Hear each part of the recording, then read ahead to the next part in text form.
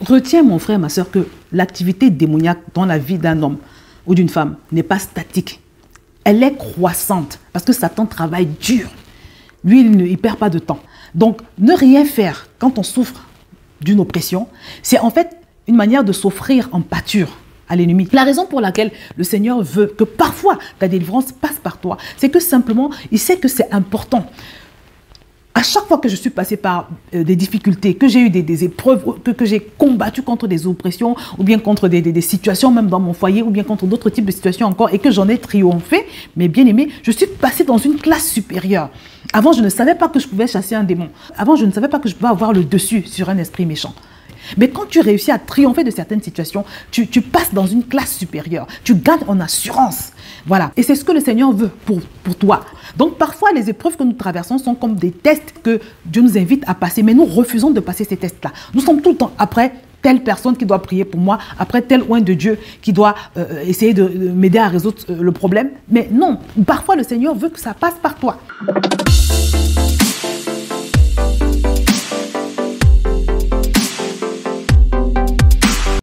Bonjour à tous bien-aimés, bienvenue sur Vie TV. Aujourd'hui, on va encore évoquer le triste fait de banaliser la présence de Dieu. La fois dernière, on a évoqué le sujet et on a vu vraiment toutes les conséquences désastreuses qu'il y a à ne pas considérer Dieu à sa juste mesure, à sa juste grandeur, à sa juste valeur. Et aujourd'hui, on va parler de cette attitude qui pousse beaucoup d'enfants de Dieu à vivre dans une sorte de dépendance spirituelle. Voilà, je crois que c'est comme ça qu'on peut appeler cela. Et vous allez comprendre, mes bien-aimés, aujourd'hui, que peut-être pour toi qui me regarde, que vous êtes passé à côté de beaucoup de choses que le Seigneur aurait pu faire dans vos vies, simplement à cause de cette attitude. Il y a une bien-aimée qui m'a raconté un jour que elle souffrait de, je ne sais pas si c'était une maladie ou quoi, je ne sais pas ce qu'elle avait, en tout cas, elle souffrait d'une oppression ou d'une maladie. Et elle avait demandé à son pasteur de prier pour elle, sauf qu'il n'était pas disponible à ce moment-là. Et elle a attendu longtemps, il n'était toujours pas disponible. Et puis finalement, lui-même, il est tombé malade. Donc le pasteur est tombé très malade, la maladie ne passait pas.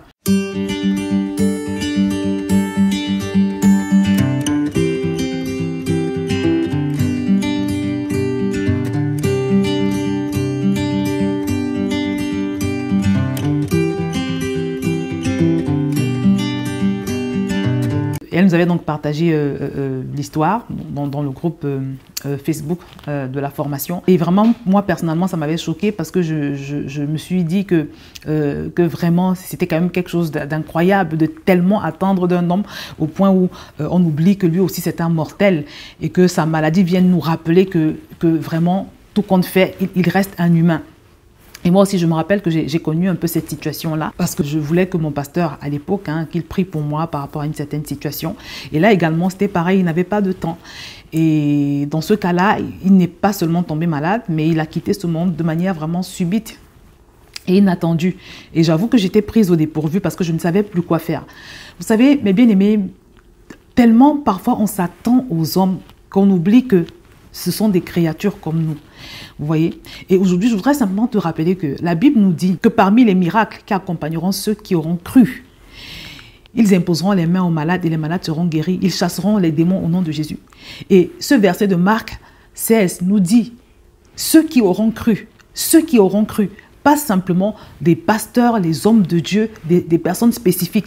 Cette parole nous dit, voici les miracles qui accompagneront ceux qui auront cru. Ceux qui auront cru. Donc, si tu as cru, tu es éligible pour être puissamment utilisé par le Seigneur pour accomplir un miracle. Et accomplir un miracle, ça doit pouvoir commencer par ta propre vie. Ça veut dire que si tu es malade, tu peux t'imposer les mains à toi-même. Ça veut dire que si tu vis une oppression démoniaque, tu peux chasser ce démon toi-même. Si tu es une nouvelle création, si tu as cru, si tu as authentiquement accepté Jésus dans ta vie, ça veut dire que tu peux également exercer l'autorité sur toute situation qui t'arrive, tu peux exercer l'autorité, tu peux commander à tout démon qui t'attaque de lâcher la prise dans ta vie de manière à ce qu'il puisse lâcher prise. Et ça me rappelle également une citation d'un homme de Dieu qui m'a beaucoup marqué. C'est un message que j'avais écouté, ça fait très longtemps. Il avait dit que des fois, le Seigneur va vouloir que ta délivrance passe par toi-même. Tu vois? C'est-à-dire qu'il va vouloir que ta délivrance passe par toi-même et pas par quelqu'un d'autre. Parce que je me rends compte qu'il y a des personnes qui sont allées d'endroit en endroit pour obtenir une délivrance. J'en connais même qui ont fait des très longs voyages, très longs voyages. Ils ont traversé des océans, des mers pour rencontrer un homme de Dieu en particulier pour leur délivrance. Et quand elles se sont rendues compte qu'il n'y avait pas eu de changement, elles sont rentrées chez elles et elles ont considéré que leur vie était finie, que leur vie était foutue. Et elles sont chez elles, elles attendent simplement la mort. Mais bien aimés, vous pouvez être sûr que ça, c'est le genre d'attitude qui attriste le Saint-Esprit. Et donc, pour en revenir à la citation de ce pasteur qui disait qu'il y aura des moments où le Seigneur va vouloir que ta propre délivrance passe par toi.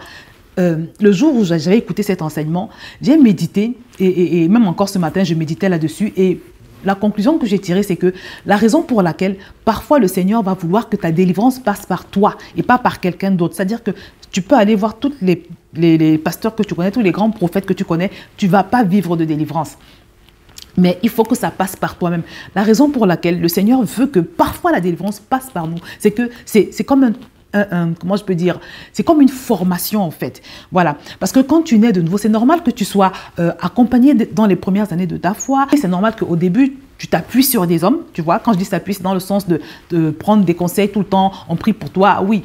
Mais au bout d'un certain nombre d'années, tu dois pouvoir prendre conscience qu'en toi également habite une puissance, que toi également tu fais partie des élus, tu fais partie de la race divine, tu fais partie de la nouvelle création, tu fais partie de ceux à qui Dieu a dit, je vous ai donné le pouvoir de marcher sur les serpents, les scorpions et sur toute la puissance de Dieu. Tu dois pouvoir le réaliser, tu dois pouvoir essayer de comprendre ces choses, tu dois pouvoir faire en sorte de les accepter, de t'investir de cette chose. Parce que par ailleurs, ce que beaucoup ignorent, c'est que quand bien même tu vas voir un homme de Dieu et qu'il prie pour toi, tu vas voir un homme de Dieu par rapport à un problème, il prie pour toi, il peut chasser le démon au nom de Jésus, tu vois. Mais si toi-même, tu n'as pas de consistance spirituelle, est-ce que tu sais qu'il y a de fortes chances que tu ne puisses pas conserver ta délivrance? Parce que quand on chasse le diable, il essaye toujours de revenir. Il va toujours essayer de revenir. La Bible nous dit qu'il rôde. Mais si, au moment où il essaye de revenir, il trouve que toi-même, tu n'as pas ce bouclier de la foi dont la parole de Dieu nous instruit, le bouclier de la foi qui éloigne les traits enflammés du malin. Si toi-même tu es complètement sans foi, tu n'es pas dans la connaissance de la vérité qui rend libre. Si tu n'as pas assez de foi pour le repousser, il peut revenir. Ce que je vous dis est très important. Moi-même, j'ai fait 13 ans dans une église où on ne faisait que ça, chasser les démons, chasser les démons, chasser les démons. J'ai vu beaucoup de gens chez qui, ou bien si vous voulez, en qui on a chassé des démons, mais ils n'ont pas pu conserver leur délivrance. C'est tellement important de prendre le temps toi-même de te bâtir. On va lire rapidement un passage. Matthieu chapitre 12, verset 43. Lorsque l'esprit impur est sorti d'un homme, il va par des lieux arides, cherchant du repos, et il n'en trouve point.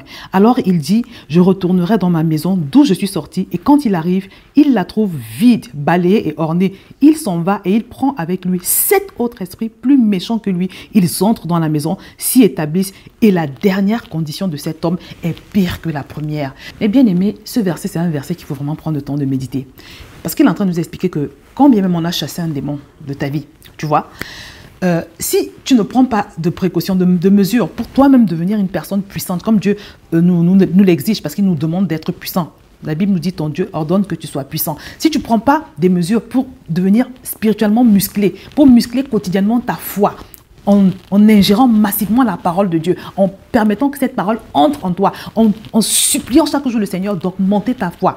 Si tu ne prends pas de mesures pour grandir, pour avancer, si toi-même tu n'es pas en train de mener ta guerre chaque jour de manière constante, il y a de fortes chances que ces démons qui ont été chassés là reviennent. Et maintenant, pour en revenir à ceux qui sont allés je ne sais pas où et puis on a prié pour eux, ça n'a rien changé. Tu rentres maintenant chez toi, tu décides que bon, c'est fini pour toi, tu reviens dans ta passivité, tu ne fais rien. Est-ce que tu sais que cet esprit méchant qui t'attaque là, il ne va pas rester seul? Il ne va pas rester seul parce que il est tellement détendu, il est tellement à l'aise, tu ne l'embêtes jamais. Jamais tu ne lui donnes des ordres. Jamais il ne te trouve en train de croître en stature spirituelle. Jamais il ne te trouve en train d'ingérer la parole de Dieu parce que c'est elle qui nous fait croître en stature spirituelle. C'est plus tu ingères la parole de Dieu, plus tu l'acceptes avec foi, plus tu prends du volume spirituellement parlant, plus tu prends de l'assurance. Et c'est cette assurance-là qui est la foi et qui repousse l'ennemi. Donc le diable, il ne voit pas tout ça. Il est à l'aise, il est détendu dans ta vie et c'est pour ça qu'il se permet d'aller chercher d'autres démons encore plus méchants. Donc, ce qui va se passer, c'est quoi? C'est qu'au début, tu avais un seul problème. Tu avais un seul démon à chasser. Tu es allé là où tu es allé, ça n'a pas fonctionné. Ou bien tu as essayé une fois en passant de le chasser, ça n'a pas fonctionné et tu as décidé de laisser tomber. Est-ce que tu sais qu'il ne va pas rester seul? Il ne va pas rester seul, ça veut dire quoi? Aujourd'hui, peut-être que tu souffrais, je ne sais pas, peut-être d'un blocage sur le plan financier, c'est-à-dire un esprit de non-accomplissement, tu n'arrives à rien faire de ton argent, et même tu n'as pas grand-chose. Tu n'avais que ça. Tu fais rien d'autre. Quelques années plus tard, tu vas te retrouver avec d'autres types de démons. Tu vas te retrouver avec une obsession, avec un esprit peut-être de peur que tu n'avais pas avant. Après ça, ça peut encore être autre chose. Il peut même s'attaquer à ta santé. C'est-à-dire, au bout d'un certain nombre d'années, tu vas te rendre compte qu'il y a tellement de choses dans ta vie et tu ne vas pas comprendre. Pourquoi? Parce qu'ils sont détendus. Tu ne représentes aucune menace pour eux. Et ça, mon bien-aimé, c'est vraiment dommage. Retiens, mon frère, ma soeur, que l'activité démoniaque dans la vie d'un homme ou d'une femme n'est pas statique. Elle est croissante parce que Satan travaille dur. Lui, il ne perd pas de temps. Tu vois? Donc, ne rien faire quand on souffre d'une oppression, c'est en fait une manière de s'offrir en pâture à l'ennemi. Tu es en train de vraiment t'offrir en pâture à Satan, je te promets. Il faut donc comprendre que quand le Seigneur nous ordonne d'être puissants, quand il nous dit dans sa parole que le royaume est vraiment forcé et que ce sont des violents qui s'en emparent, quand il nous demande dans sa parole de ne pas être tiède, mais d'être bouillant, c'est parce qu'il sait que, comme je le dis toujours, sur un plan ou sur un autre, mais sache que sur le long terme, son objectif, c'est de te détruire complètement. C'est de te tuer. Quand on parle de tuer là, s'il peut te tuer physiquement et spirituellement, ce serait vraiment l'idéal. Donc, quand tu le laisses sans rien faire, tu cours vraiment un très grand risque. Tu vois, on va lire un autre passage. Son ennemi vint, sema de l'ivraie parmi le blé et s'en alla. Lorsque l'herbe eut poussé et donné du fruit, l'ivraie parut à de l'ivraie. Il leur répondit, c'est un ennemi qui a fait cela. C'est un ennemi qui a fait cela. Ce verset nous dit que c'est pendant que les gens dormaient. Pendant que les gens dormaient. Tu vois, que l'ivraie a été semée. C'est-à-dire, toutes ces mauvaises choses qui sont arrivées dans ta vie, simplement, il sait que c'est important. À chaque fois que je suis passée par des difficultés, que j'ai eu des épreuves, que j'ai combattu contre des oppressions, ou bien contre des situations, même dans mon foyer, ou bien contre d'autres types de situations encore, et que j'en ai triomphé, mais bien aimé, je suis passée dans une classe supérieure. Avant, je ne savais pas que je pouvais chasser un démon. Avant, je ne savais pas que je pouvais avoir le dessus sur un esprit méchant. Je ne savais pas en fait. Mais quand tu réussis à triompher de certaines situations, tu passes dans une classe supérieure. Tu gagnes en assurance. Voilà. Et c'est ce que le Seigneur veut pour toi. Nous sommes tout le temps après telle personne qui doit prier pour moi, après tel oint de Dieu qui doit essayer de m'aider à résoudre le problème. Mais non, les vidéos où je parle de la foi, de comment est-ce qu'on fait pour grandir en foi. La foi, vraiment, c'est quelque chose qui se travaille chaque jour. Soit froid ou bouillant. Et il le dit dans notre propre intérêt, parce qu'il sait tout ce qui nous menace. Tu vois? Donc, tu dois apprendre, tu dois prendre l'engagement d'apprendre qui ont du poids. Tu dois travailler à cela. Tu dois pouvoir l'apprendre, mon bien-aimé. Te coiffer toute seule. Elle n'a pas besoin d'aller au salon de coiffure. Et ce n'est pas des coiffures simples, c'est des coiffures très compliquées. J'ai vu une de ces vidéos où elle s'était coiffée elle-même. Et c'était vraiment incroyable. Je connais un frère en Christ qui a des sacrifices de procéder à des apprentissages parfois très difficiles. Parce qu'on va attendre, peut-être qu'à ton travail, on te l'a exigé. Si tu as pu apprendre à faire tout, à combattre, surtout que le spirituel est ce qui détermine à apprendre, à combattre. Donc, j'ai dit que la première des choses, c'est travailler au niveau de ta foi. En sachant que la foi, comme je n'arrête pas de le dire depuis des semaines, la foi s'obtient en se saturant de la parole. Voilà. Et quand tu vois cette assurance-là en toi, quand tu sais qui tu es, voilà, il prend peur. Il ne peut plus t'approcher comme ça. Donc, tu dois faire ce travail. La deuxième chose que je te suggère de faire, c'est de te plonger dans des atmosphères de prière. Je vais te mets-toi dans cette ambiance-là, dans cette atmosphère. Ça va t'aiguiser au combat. Tu vas recevoir des prières, mais des prières fortes, tu vois. Donc, il faut vraiment prendre le temps d'apprendre à aiguiser ta prière et ta foi également. Médite beaucoup la parole de Dieu qui concerne notamment ta puissance en Christ, ta puissance en Christ. Il faut que tu acceptes cette parole-là et qu'elle te reformate, comme j'ai toujours dit, parce qu'elle va te donner une autre forme, elle va te donner une autre stature spirituelle, elle va donner un autre poids à tes prières. Voilà. Donc, essaye de faire ça et puis baigne dans des atmosphères de prières fortes. Écoute au maximum et je peux t'assurer que le Seigneur va voir tes efforts, le Saint-Esprit va voir tes efforts, il va les bénir et sans même t'en apercevoir, tu vas te rendre compte que tu seras devenu capable de faire des prières de feu. Tu vois? Et puis même, comme je le dis toujours, ta foi va agir comme un bouclier qui va éloigner certains démons sans que tu aies besoin de les chasser. Et c'est la promesse que je te fais. Sache que par exemple, tu vois, quand on parle des anciens militaires, là, des fois on va dire au tel militaire, vraiment c'est un militaire qui est très respectable parce qu'il a fait la guerre de 1918, il a fait telle guerre, parce que ce militaire-là, il a accepté de mener sa guerre. Un tel militaire n'a plus le niveau de débutant. Un militaire débutant, il n'a pas encore eu de guerre. Mais on a plus de respect et de considération pour un militaire qui a fait une guerre, qui a participé à une guerre et qui a triomphé de cette guerre-là. Tu vois? Donc c'est important que nous également, nous puissions accepter de mener les combats que parfois la vie met devant nous. On accepte de mener ces combats-là et quand on sort de là, on n'est plus les mêmes. C'est ce que le Seigneur veut pour nous et c'est pour ça qu'il permet parfois qu'on ait des combats.